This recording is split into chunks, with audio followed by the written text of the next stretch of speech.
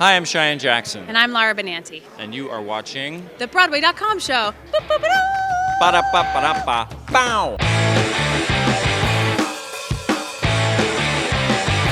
Welcome to the Broadway.com show, your weekly guide to everything on stage and off. Or, as we like to think of it, your number one source for info about Lea Michele playing a monkey in a Bollywood musical. Let's get started with the news. What's the buzz, Lindsay? Musician and poet Saul Williams, Tony winner Tanya Pinkins, and In the Heights fave Christopher Jackson will lead the cast of Holler If You Hear Me, a new musical that's bringing the songs of Tupac Shakur to Broadway. Yes, those are two things we never thought we'd be saying in the same sentence. Holler features a score of songs by the late rapper and tells the story of two childhood friends struggling with their daily lives in the inner city. You can catch the new musical beginning May 26th at the Palace Theater. Here we go, turn it up, let's start! The long-rumored revival of Rodgers and Hammerstein's The King and I is now a go for a spring 2015 bow at Lincoln Center. Bridges of Madison County star Kelli O'Hara confirmed on Show People that she is indeed planning on playing Anna, the eye of the title, teasing that there are some exciting leading men in talks to star as the King. If she doesn't finally take home a Tony this year for her stirring work in Bridges, the role of Anna could seal the deal, as both Gertrude Lawrence and Donna Murphy won for playing it in the past. Good luck, Kelli.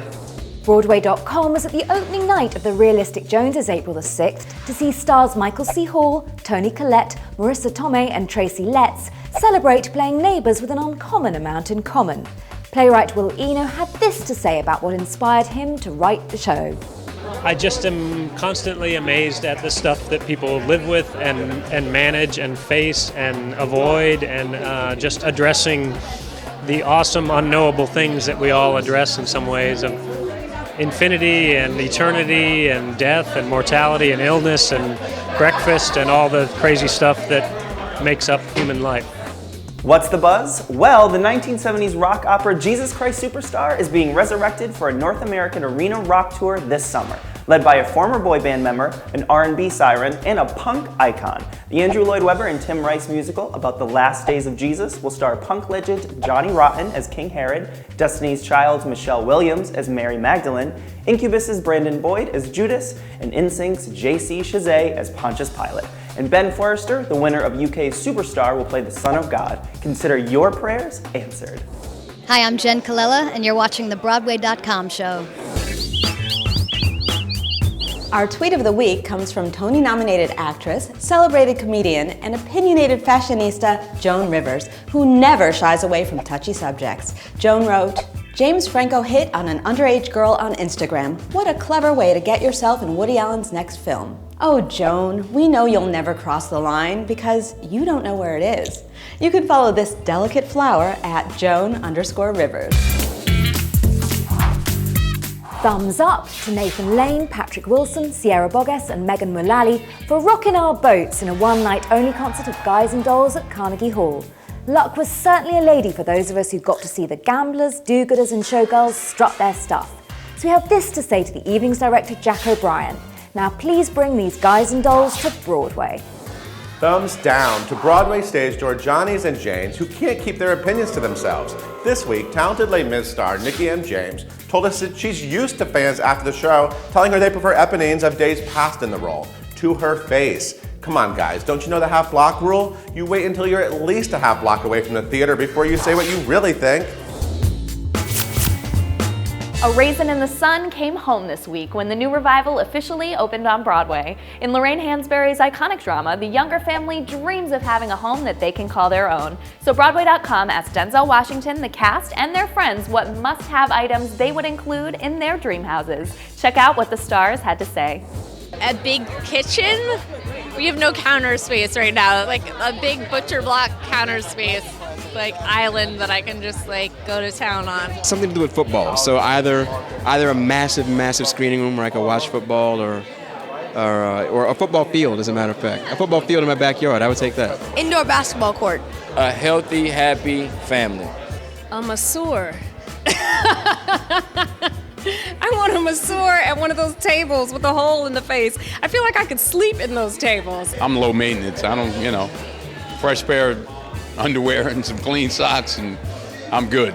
No Olympic-sized swimming pool necessary? I got one already. Well, Fuck Me Gently with a Chainsaw, you'll never guess who showed up at Heathers the Musical. Yes, it's Christian Slater, who memorably donned the black trench coat as teen sociopath JD in the original movie. After the performance, the actor jumped on stage to pose with leads Ryan McCartan, who plays JD in the show, and a very excited Barrett Wilbert Weed, who plays his partner in crime, Veronica. Broadway.com photographer Bruce Glickus caught it all in this week's Hot Shot. How very. Hi, I'm Susie Essman. You're watching the Broadway.com show, and it's a very frizzy hair day.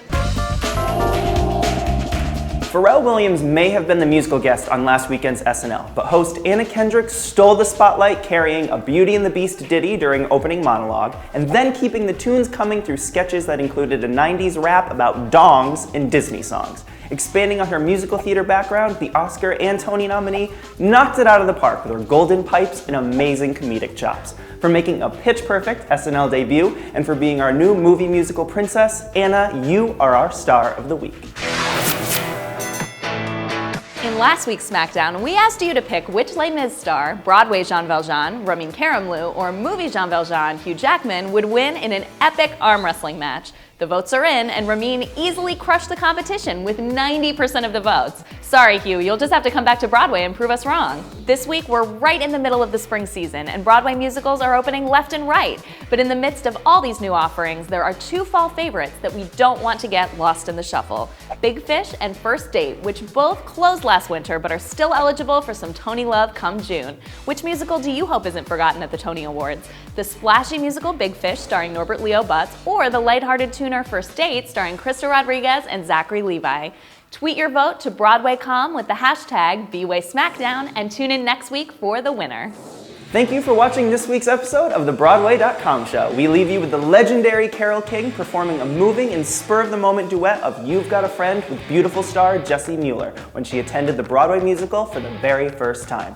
See you next week.